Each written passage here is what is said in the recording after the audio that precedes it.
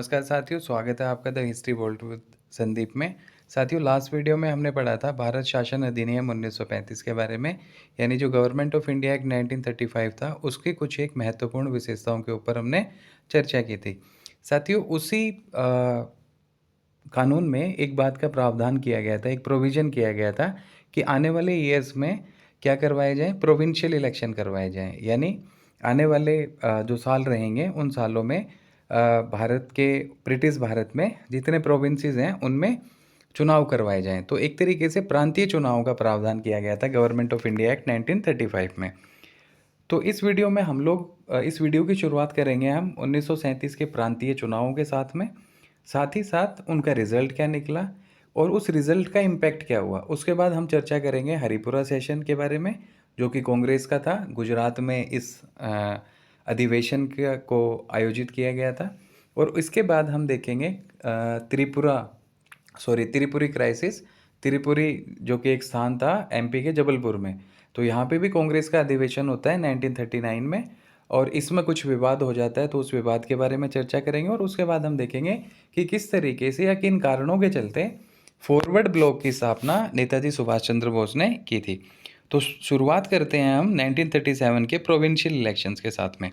तो 1937 के वर्ष में क्या हुए, भारत के अंदर प्रोविंशियल इलेक्शंस हुए थे। जनवरी फरवरी 1937 की बात है। उस समय भारत में प्रांतीय चुनाव हुए थे और इन चुनावों में कई सारे राजनीतिक संगठनों ने भाग लिया था। So the political parties of India, they entirely participated in the provincial election of 1937। जब इस इलेक्शन की, इस चुनाव के रिजल्ट्स की बात करें तो सबसे पहले हम देखते हैं कि सबसे ज़्यादा प्रोविंसेस में सरकार किसकी बनी। तो सबसे ज़्यादा प्रांतों में जिस राजनीतिक दल की सरकार बनी थी, उसका नाम था आईएनसी, यानी इंडियन नेशनल कांग्रेस। अखिल भारतीय कांग्रेस की सरकार बनती है, और सरकार बनती है लगभग 8 प्रांतों के अंदर। ठीक है, तो बेसिकली हम देखेंगे ये 8 प्रांत कौन कौन से हैं।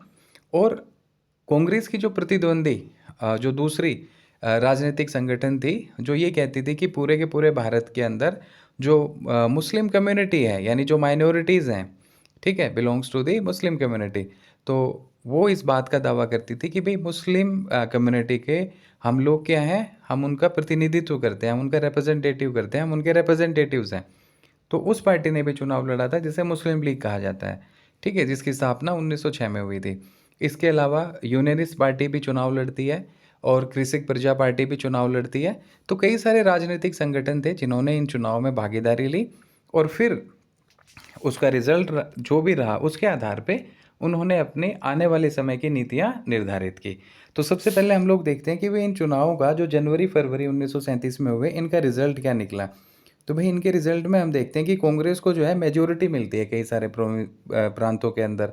वो प्रांत कितने थे, तो टोटल नंबर ऑफ प्रोविंस थे 8, यानी 8 राज्यों में, भारत के 8 राज्यों में कांग्रेस की सरकार बनती है। ठीक है, वो 8 राज्य कौन से हैं, तो सबसे पहला नंबर आता है यूनाइटेड प्रोविंस का, जिसको हम हिंदी में कहते हैं संयुक्त प्रांत। ठीक है, आज का जो उत्तर प्रदेश वाला इलाका है उसे यूनाइटेड प्रोविंस के नाम से जाना गया। इसके अलावा सेंट्रल प्रोविंस, यानी जो मध्य प्रांत है, उसमें भी कांग्रेस की सरकार बनती है। बिहार में कांग्रेस की सरकार बनती है, उड़ीसा में कांग्रेस की सरकार बनती है, मद्रास में कांग्रेस की सरकार बनती है, बॉम्बे में कांग्रेस की सरकार बनती है। नॉर्थ वेस्टर्न प्रोविंस, यानी जो उत्तर पश्चिमी सीमांत प्रांत था, उसमें भी कांग्रेस की सरकार बनती है। आसाम के अंदर कांग्रेस को फुल मेजोरिटी तो नहीं मिल पाती है, लेकिन फिर भी कांग्रेस जो है दूसरी पार्टी के साथ आके और एक गठबंधन वाली, एक मिलीजुली सरकार बना लेती है। तो इस तरीके से अगर हम देखें तो कुल मिला के 8 ऐसे प्रोविंसेस हैं, 8 ऐसे प्रांत हैं जिनमें कांग्रेस की सरकार बनती है। ठीक है, ये सरकार बनी किस वजह से, तो भाई जनवरी फरवरी 1937 में क्या हुए, चुनाव हुए थे। इन चुनावों का प्रावधान या प्रोविज़न किस कानून में था, तो इन चुनावों का जो प्रोविज़न था वो था गवर्नमेंट ऑफ इंडिया एक्ट 1935 में। इसके अलावा बंगाल और पंजाब की अगर हम बात करते हैं, ठीक है, तो इन प्रांतों में क्या था, कांग्रेस को मेजोरिटी नहीं मिल पाती है, यानी in some provinces Congress did not get the majority. तो कौन से ऐसे प्रोविंसेस हैं, कौन से ऐसे प्रांत हैं जिनमें कांग्रेस पार्टी को मेजोरिटी नहीं मिली, तो उसमें एक आता है पंजाब, दूसरा है बंगाल। ठीक है, पंजाब और बंगाल में फिर सरकार किसकी बनी, तो पंजाब और बंगाल में हमें कोलिएशन गवर्नमेंट देखने को मिलती है, गठबंधन की सरकार देखने को मिलती है। और ये जो गठबंधन हुआ था ये दो पार्टियों के बीच में हुआ था, एक मुस्लिम लीग और अगर हम बात करें पंजाब की तो पंजाब में मुस्लिम लीग ने यूनियनिस्ट पार्टी के साथ मिलकर सरकार बनाई थी और बंगाल में मुस्लिम लीग ने कृषक प्रजा पार्टी के साथ मिलकर सरकार बनाई थी। तो इन दोनों ही राज्यों में क्या बनी, कोलिएशन गवर्नमेंट मिली थी, गठबंधन की सरकार बनी थी। ठीक है, so this was the result of the provincial elections that were held in the year 1937, specialised in the month of January and February. तो जनवरी और फरवरी के महीनों में साल 1937 में जो प्रांतीय चुनाव हुए उनका मोटे तौर पे ये एक रिजल्ट था हमारे सामने। तो खास तौर से अगर देखें तो 11 में से लगभग 8 प्रांतों में सरकार बनती है कांग्रेस की, और 2 प्रांतों की अगर बात करें तो वहाँ पे मुस्लिम लीग की सरकार बनती है और मुस्लिम लीग की सरकार दूसरी पार्टियों के साथ मिलके बनती है। तो इस तरीके की सरकारों को, जहाँ 2 पार्टियाँ हैं, 2 से ज़्यादा पार्टियाँ मिलके सरकार बनाते हैं, उसको हम कहते हैं गठबंधन की सरकार, और इंग्लिश में कहा जाता है इसको कोलिएशन गवर्नमेंट। ठीक है, तो 1939 में आके क्या हुआ, 1939 में सेकेंड वर्ल्ड वॉर शुरू हो जाता है, यानी दूसरा विश्व युद्ध शुरू हुआ 1939 में, और ये विश्व युद्ध चलता है साथियों 1945 तक। तो सेकेंड वर्ल्ड वॉर 1939 से 1945 तक चलता है। और इस वर्ल्ड वॉर के टाइम में भारत का जो वायसराय था, वायसराय कौन होता है, तो वायसराय होता है साथियों भारत के अंदर अंग्रेजी सरकार का या अंग्रेजी हुकूमत का सबसे बड़ा रिप्रेजेंटेटिव। ठीक है, सो अंग्रेजी सरकार या कॉलोनियल गवर्नमेंट का जो सबसे बड़ा रिप्रेजेंटेटिव था इंडिया के अंदर, उसे कहा जाता था वायसराय।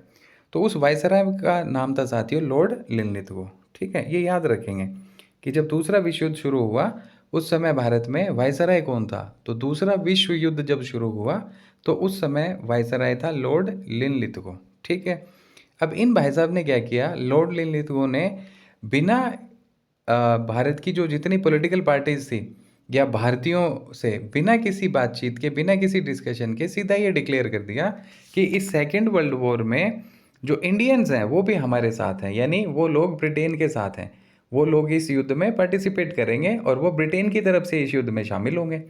जैसे ही इस तरीके का bold statement viceroy lord Linlithgow ने दिया तो उसके बाद में क्या हुआ, कांग्रेस के खेमे में हलचल मच गई, और जो भारतीय थे वो भारतीय बड़ा नाराज हुए कि भाई हमसे बिना पूछे हमें ज़बरदस्ती इस विश्व युद्ध में शामिल कर लिया। पिछली बार जो फर्स्ट वर्ल्ड वॉर हुआ था उसमें भी बिना हमसे कुछ सलाह मशवरा किए, बिना किसी डिस्कशन के, बिना कोई हमारी एडवाइस लिए हमें ज़बरदस्ती शामिल कर लिया गया था। और ये कहा गया था पहले विश्व युद्ध में कि भाई युद्ध खत्म होने के बाद में भारत के कॉन्स्टिट्यूशनल डेवलपमेंट को लेके या फिर भारत के आज़ादी को लेके या इंडियंस के एडमिनिस्ट्रेटिव सिस्टम में पार्टिसिपेशन को लेके हम लोग कुछ अच्छा करने वाले हैं। तो इस बात के चलते भारतीय फर्स्ट वर्ल्ड वॉर में शामिल हो गए, लेकिन उसके बाद कोई बड़ा बदलाव भारत में देखने को नहीं मिला।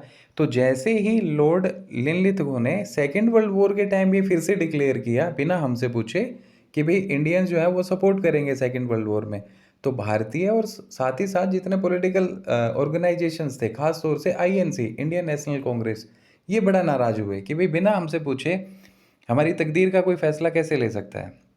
ठीक है, तो इस बोल्ड स्टेटमेंट के बाद में कांग्रेस ने क्या किया, कांग्रेस की चूंकि 8 प्रोविंसेस के अंदर गवर्नमेंट थी, तो कांग्रेस के दल ने ये फैसला लिया कि भाई हम जो है सारे के सारे प्रांतों में जितने भी हमारे मिनिस्टर्स हैं, जितने भी जगह हमारी सरकार है, वहाँ से हम लोग क्या करने वाले हैं, हम रिजाइन करेंगे।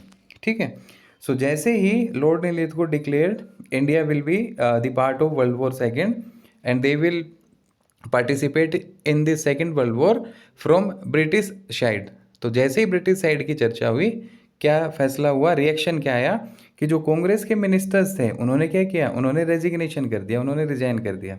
ठीक है, ये रिजाइन कब किया, तो ये रिजाइन किया 1939 में, यानी चुनाव में सरकार बनने से लेके 1939 तक के दौर को अगर देखें तो लगभग 24 महीने के आसपास कांग्रेस की सरकार रही थी। कहाँ पे, प्रोविंसेस में। ठीक है, तो क्या हुआ कि कांग्रेस के जो मिनिस्टर्स थे उन्होंने 1939 में रिज़ाइन कर दिया। कब रिज़ाइन किया, तो ये जो रिज़ाइन किया गया था ये किया गया था साथियों 15 नवंबर 1939 में। 15 नवंबर 1939 को कांग्रेस की सरकार ने 8 के 8 प्रोविंसेस से रिज़ाइन कर दिया। और ये सवाल बहुत बार, मैक्सिमम टाइम इस सवाल को पूछा गया है कि कांग्रेस की सरकार बनी कितने प्रोविंसेस में, ठीक है। और कांग्रेस के जो मेंबर्स थे, कांग्रेस गवर्नमेंट के जो मिनिस्टर्स थे, उन्होंने रिजाइन क्यों किया और किस तारीख को रिजाइन किया था? तो कांग्रेस की सरकार बनी थी 11 में से 8 प्रांतों में, यानी 8 प्रोविंसेस में। और इन लोगों ने रिजाइन क्यों किया? रिजाइन इसलिए किया क्योंकि उस समय का जो वायसराय था, लॉर्ड लिनलिथगो, उसने बिना हमारी सहमति के, बिना हमसे बातचीत किए ये डिक्लेयर कर दिया कि India will be the part of world war second from the British side. तो इस बात को लेके ये कांग्रेस का रिएक्शन था। रिएक्शन क्या था कि on 15th of November 1939 they resigned from the government. So on 15th of November 1939 यानी 15 नवंबर 1939 को कांग्रेस ने क्या किया? कांग्रेस की सरकार ने 8 के 8 प्रांतों में जो उनकी सरकार थी वहाँ से कर दिया रिज़ाइन। अब देखते हैं कि इन्होंने जब रिज़ाइन दिया तो बाकी राजनीतिक संगठनों का क्या मानना था, उनका रिएक्शन क्या था? क्या वो भी अंग्रेज़ों से नाराज़ थे या कुछ और हलचल उनके दिमाग में चल रही थी? तो ख़ास तौर से उस दौर में अगर देखें तो कांग्रेस का जो सबसे बड़ा कॉम्पिटिटर था वो थी मुस्लिम लीग।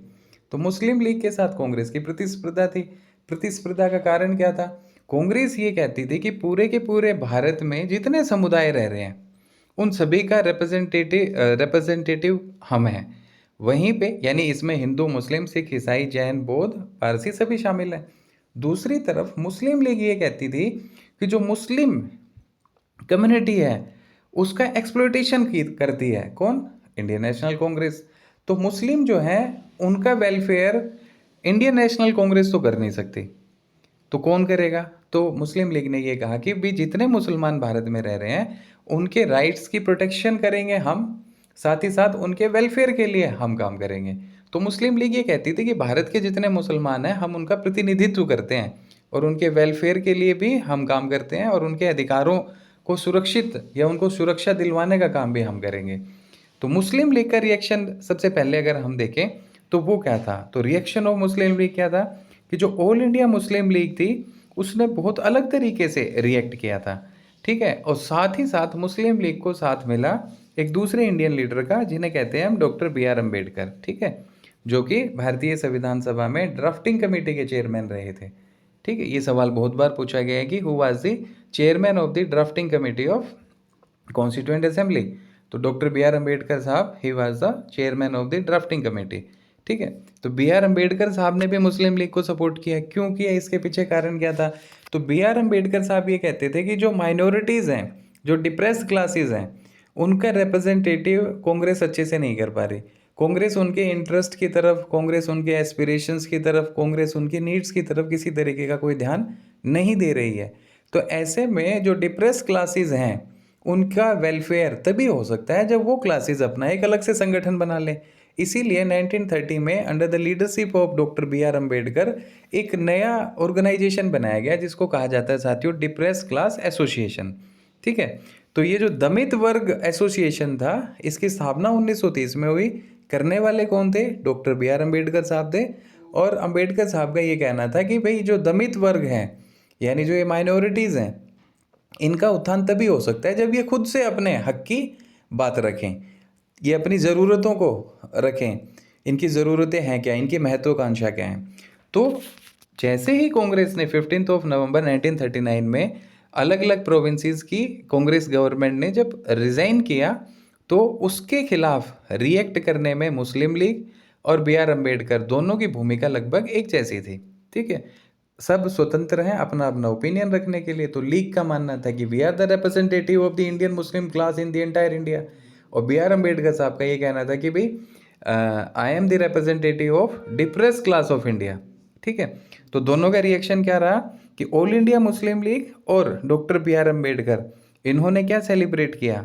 इन्होंने खुशी जाहिर की कि भाई पूरे के पूरे भारत को या जो 8 प्रोविंसेस हैं इनको कांग्रेस से क्या मिल गया? कांग्रेस से मिल गया छुटकारा, यानी कांग्रेस से मुक्ति मिल गई।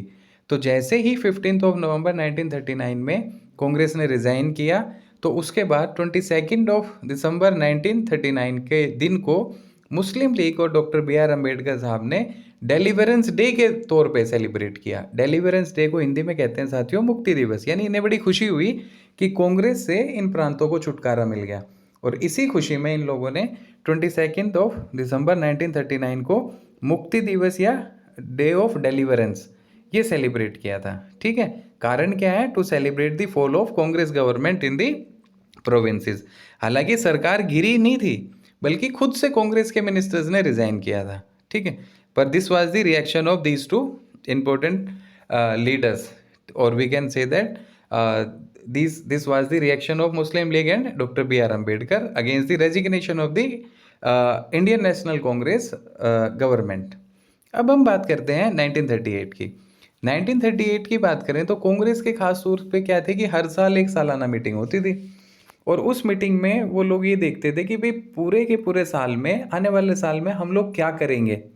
ठीक है, किस तरीके के हमें स्ट्रेटजी बनानी है, उनकी प्लानिंग क्या है, कैसे प्रोग्राम्स आने वाले टाइम में वो करेंगे, इस बात का फैसला करने के लिए, और पिछले साल जितने गोल डिसाइड किए थे उन गोलों को कहाँ तक वो अचीव कर पाए, इस बात को एनालाइज करने के लिए, यानी पिछले साल जितने मुद्दे या जितने उद्देश्य कांग्रेस ने डिसाइड किए थे वो उनका आकलन किया जाए, ताकि कितने सफल हुए, कहाँ कमी रही, उसका पता लग जाए। साथ ही साथ आने वाले टाइम में किस तरीके की योजना बनानी है, इस बात को लेके अखिल भारतीय कांग्रेस क्या करती थी, सालाना अपनी स्थापना के दिवस या महीने में अपना एक बैठक या अधिवेशन करती थी। तो हरिपुरा सेशन जो है वो बेसिकली किसका है? हरिपुरा सेशन किसका है? हरिपुरा सेशन था कांग्रेस का, आईएनसी का था। और हरिपुरा पड़ता है साथियों गुजरात में। हरिपुरा कहाँ पड़ता है? तो हरिपुरा पड़ता है गुजरात में। तो गुजरात के हरिपुरा में 1938 में क्या हुआ? इंडियन नेशनल कांग्रेस का अपना सेशन हुआ। ठीक है, अब इस सेशन की, इस अधिवेशन की खासियत क्या थी?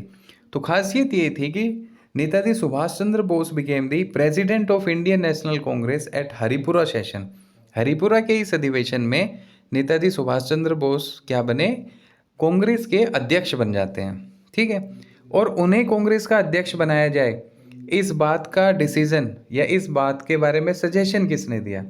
तो हरिपुरा अधिवेशन का अध्यक्ष नेताजी सुभाष चंद्र बोस को बनाया जाए, इस बात का सजेशन दिया था डॉक्टर राजेंद्र प्रसाद ने।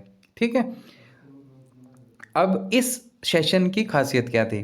तो इस सेशन की खासियत ये थी, अच्छा क्यों इनका नाम दिया गया था, नेताजी सुभाष चंद्र बोस का नाम दिया क्यों गया था? तो उसके पीछे भी एक छोटा सा जनरल कारण था कि बोस किस चीज़ पे फोकस करते थे। बोस जो थे वो स्ट्रॉन्ग लीडरशिप के ऊपर फोकस करते थे, और वो हमेशा इंडिपेंडेंस की प्लानिंग को लेके बहुत ज़्यादा उत्सुक रहते थे, तो बोल्ड डिसीजन लेने में माहिर थे।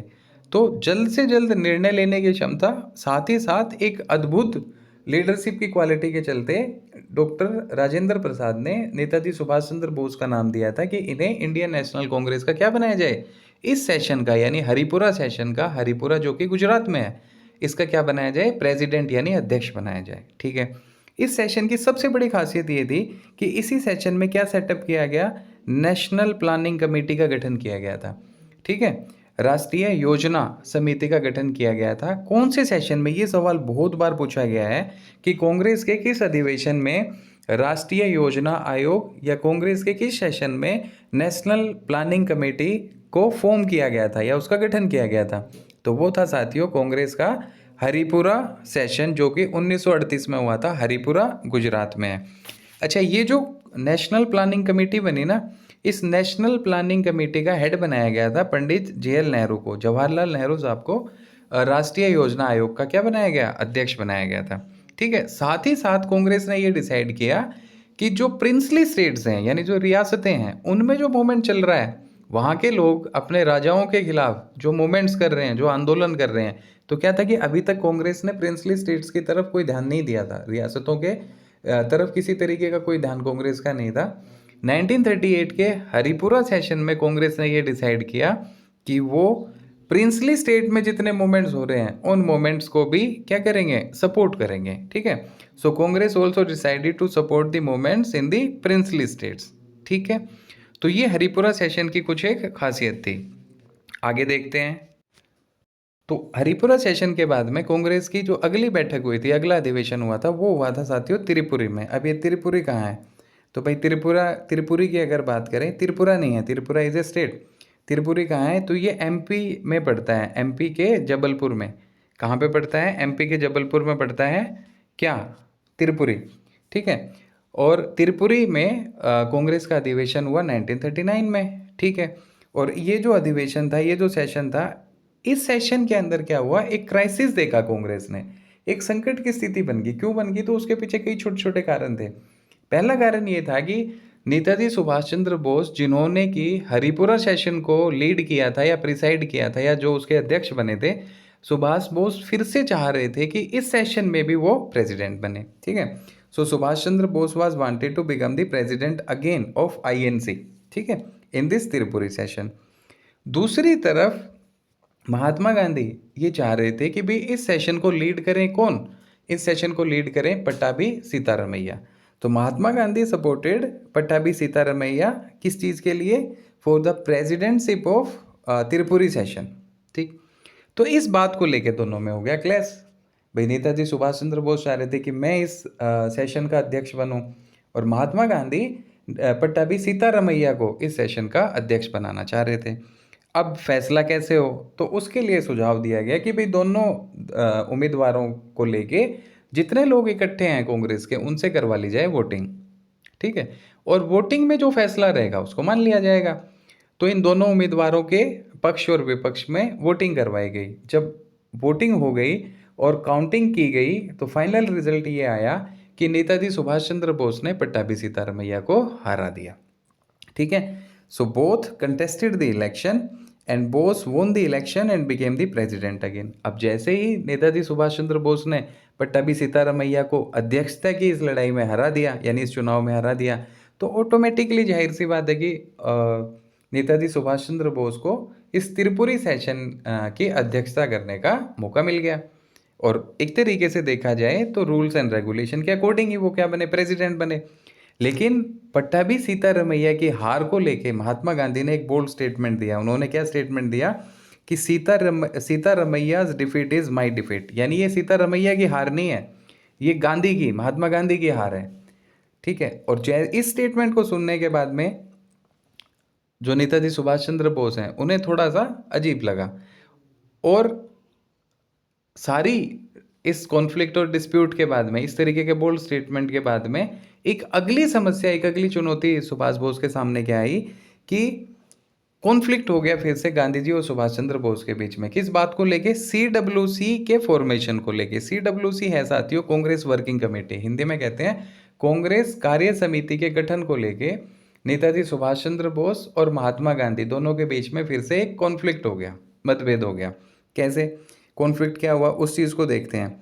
So after election the main issue was conflict started between Bose and Gandhi. Issue was about forming the working committee. ठीक है, यहाँ वर्किंग कमेटी लिखा है पर एक्चुअल में क्या है, ये सीडब्ल्यूसी है, कांग्रेस वर्किंग कमेटी। तो कांग्रेस वर्किंग कमेटी यानी कांग्रेस कार्य समिति के गठन को लेकर नेताजी सुभाष चंद्र बोस और महात्मा गांधी के बीच में हुआ डिस्प्यूट। अब बोस क्या चाह रहे थे? Bose wanted members of his choice and Gandhi did not agree. Mahatma Gandhi Subhash Chandra Bose ये चाह रहे थे कि भाई वो जिन लोगों को कहें उन्हें कांग्रेस की इस कार्य समिति में शामिल किया जाए, जबकि महात्मा गांधी ऐसा नहीं चाहते थे। वो नहीं चाहते थे कि जिन लोगों का नाम बोस ने दिया है उन्हें सीडब्ल्यूसी में शामिल किया जाए। ठीक है, तो इस कॉन्फ्लिक्ट का जब कोई रिजल्ट नहीं निकला तो दो बातें होंगी। पहला, प्रेसिडेंटशिप को लेके गांधी जी का इतना बोल्ड स्टेटमेंट कि भाई ये पट्टाभी सीतारामैया की हार नहीं है, ये गांधी की हार है। दूसरा, सीडब्ल्यूसी के फॉर्मेशन को लेके कॉन्फ्लिक्ट। तो दोनों बातों को लेके फाइनली क्या हुआ, Subhash Chandra Bose resigned from the presidentship of Indian National Congress. ठीक है, तो because of this conflict Subhash Chandra Bose resigned from the post. तो नेताजी सुभाष चंद्र बोस ने क्या किया, कांग्रेस के अध्यक्ष पद से दे दिया इस्तीफा। ठीक है, अब कांग्रेस के अध्यक्ष पद से सुभाष बोस ने तो इस्तीफा दे दिया, और पट्टाभी सीतारामैया हार चुके थे तो उन्हें लीगली बना नहीं सकते थे।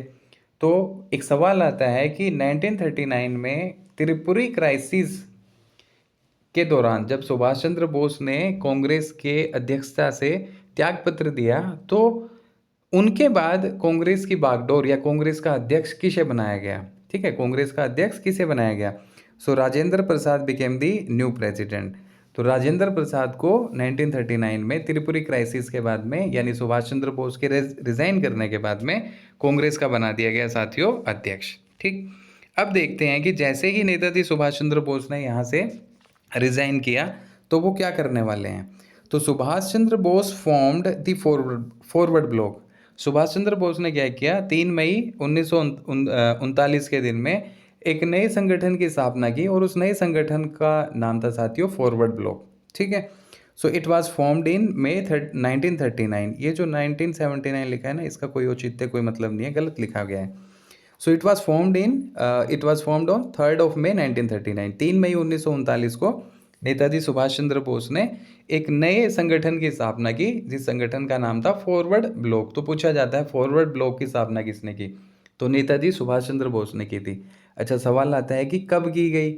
सो 3 मई 1939 को नेताजी सुभाष चंद्र बोस ने फॉरवर्ड ब्लॉक की स्थापना की थी। क्या एम था, किस उद्देश्य से इसको स्थापित किया गया था। So to unite all left wing groups and fight for complete independence. Netaji Subhash Chandra Bose aggressive lead decision लिया करते थे। तो उनका उद्देश्य ये था कि जितने लेफ्ट विंग के लोग हैं, जितने वामपंथ के लोग हैं, उन लोगों को यूनाइट किया जाए एक जगह। और इसी मकसद से उन्होंने एक नए संगठन फॉरवर्ड ब्लॉक की स्थापना की थी, ताकि जल्द से जल्द भारत की आज़ादी को सुनिश्चित किया जा सके। अब जैसे ही सुभाष चंद्र बोस ने फॉरवर्ड ब्लॉक की स्थापना की, तो उनके खिलाफ कांग्रेस ने क्या एक्शन लिया। So action taken against Bose, क्या एक्शन था कि in August 1939 Bose was removed from Congress post. अगस्त 1939 में सुभाष चंद्र बोस को कांग्रेस के जितने भी पद दिए गए थे, जितनी भी पोस्ट दी गई थी, वहाँ से उन्हें हटा दिया गया। इसके अलावा क्या हुआ, banned from holding any Congress position for 3 years. Ban कर दिया गया कि आने वाले 3 साल तक सुभाष चंद्र बोस कांग्रेस के किसी भी पोस्ट को होल्ड नहीं कर पाएंगे। यानी आने वाले 3 साल तक उन्हें 3 साल के लिए उन्हें कांग्रेस से बाहर कर दिया गया। सो this was the action that was taken against Netaji Subhash Chandra Bose. Why this action was taken against Bose, ये एक्शन क्यों लिया गया, क्योंकि उन्होंने कांग्रेस से अलग होकर एक नया संगठन बना लिया था 3 मई 1939 को, जिसे फॉरवर्ड ब्लॉक के नाम से जाना गया। और इसको बनाने के पीछे उद्देश्य यही था कि वो लेफ्ट विंग के जितने लीडर्स थे या जितने ग्रुप्स थे, उन्हें यूनाइट करना चाहते थे, ताकि जल्द से जल्द भारत को आज़ाद करवाया जा सके। ठीक है, this happen due to his difference with the Congress leadership, specially Mahatma Gandhi. खास तौर से कारण हम जानते हैं, त्रिपुरी क्राइसिस के बाद में गांधी जी और बोस के बीच में कॉन्फ्लिक्ट हो गया। तो इसी वजह से क्या हुआ, इसी वजह से ये फैसला लिया गया था, क्योंकि कांग्रेस लीडरशिप के साथ उनके वैचारिक मतभेद थे। और इन वैचारिक मतभेदों के चलते उन्होंने, यानी सुभाष बोस ने पोस्ट से रिजाइन किया, प्रेसिडेंटशिप की पोस्ट से रिजाइन किया, और बाद में नया ब्लॉक, एक नया पॉलिटिकल ऑर्गेनाइजेशन बना लिया। और कांग्रेस की तरफ से क्या कार्रवाई हुई कि भी सुभाष चंद्र बोस को सारी की सारी पोस्ट से हटा दिया गया और आने वाले 3 साल के लिए उन्हें बैन कर दिया गया कि कोई भी पोस्ट उन्हें नहीं दी जाएगी। ठीक है, उसके बाद हम देखते हैं साथियों कुछ एक बुक्स के नाम जो सुभाष चंद्र बोस से रिलेटेड हैं। तो बुक्स और बायोग्राफी अगर देखें तो the springing tiger, this was the biography of Netaji Subhash Chandra Bose. ठीक है, तो जो स्प्रिंगिंग टाइगर है, ये क्या है, इसको लिखा था ह्यूज टॉय ने। ठीक, और ये किसके बारे में है, तो ये नेताजी सुभाष चंद्र बोस के बारे में है। इसके अलावा 2 ऑटोबायोग्राफी भी थी, 2 आत्मकथा भी थी, जिन्हें सुभाष बोस ने खुद लिखा था। एक थी एन इंडियन पिलग्रिम और दूसरी थी द इंडियन स्ट्रगल। तो इंडियन स्ट्रगल को लेके ये किताब है, ऑटोबायोग्राफी है। ये किसकी है, ये पूछा जाता है, तो ये नेताजी सुभाष चंद्र बोस की ऑटोबायोग्राफी है, यानी आत्मकथा है। ठीक है, साथ ही साथ एन इंडियन पिलग्रिम, ये सवाल भी कई बार पूछा गया है कि भाई ये किसकी ऑटोबायोग्राफी है। So an Indian pilgrim was the is the autobiography of Netaji Subhash Chandra Bose, and the Indian struggle was also the autobiography of Netaji Subhash Chandra Bose। और जो स्प्रिंगिंग टाइगर है, ये क्या है, बायोग्राफी है, किसकी, सुभाष चंद्र बोस की। बायोग्राफी को कोई दूसरा लिखता है और ऑटोबायोग्राफी को जो लिख रहा है वो अपने बारे में, यानी खुद से लिखता है। So this is the basic difference between biography and autobiography. So these 3 books are very important, और हमें इनका नाम ध्यान रखना पड़ेगा कि जो स्प्रिंगिंग टाइगर है, इसको लिखने वाले कौन है, ह्यूज टॉय ने इस किताब को लिखा था। और ये क्या है, बायोग्राफी है, किसकी, नेताजी सुभाष चंद्र बोस की। और एन इंडियन पिलग्रिम जो है, साथ ही साथ द इंडियन स्ट्रगल, ये क्या है, ऑटोबायोग्राफी, किसकी, नेताजी सुभाष चंद्र बोस की। तो साथियों इस वीडियो में इतना ही। इस वीडियो में हमने बेसिकली क्या देखा, 1937 के प्रोविंशियल इलेक्शन के बारे में जाना, उसका रिजल्ट क्या आया, फिर क्यों कांग्रेसी मंत्रियों ने मंत्रिमंडलों से त्यागपत्र दिया, तो उसका कारण सेकेंड वर्ल्ड वॉर और उसका कारण लॉर्ड लिनलिथगो का बोल्ड स्टेटमेंट था। उसके बाद हमने हरिपुरा सेशन को, डिलीवरेंस डे के बारे में जाना। फिर हमने हरिपुरा सेशन को जाना, किसने लीड किया, क्या मेजर फैसले लिए गए। और फिर हमने त्रिपुरी क्राइसिस को जानते हुए फॉरवर्ड ब्लॉक को जाना। तो इस तरीके से करके नेशनल मूवमेंट की कड़ी में हम कुल मिला के 1939 तक पहुंच चुके हैं। तो उम्मीद करता हूँ कि जो जानकारी मैंने आपके साथ साझा की है वो आपको समझ आई होगी, पसंद आई होगी। अगर आपको ये वीडियो अच्छी लगी तो आपसे हम्बल रिक्वेस्ट है कि प्लीज़ हमारे YouTube channel the history world with Sandeep को सब्सक्राइब करें, और इसी तरीके की जो वीडियोज़ हैं वो लगातार अपलोड होती रहेगी। और नेशनल मूवमेंट का पार्ट हम बहुत जल्दी ख़त्म करने वाले हैं, और अपने दूसरे साथियों के साथ भी इन वीडियोज़ को शेयर करें। तो आज के लिए इतना ही। Thank you.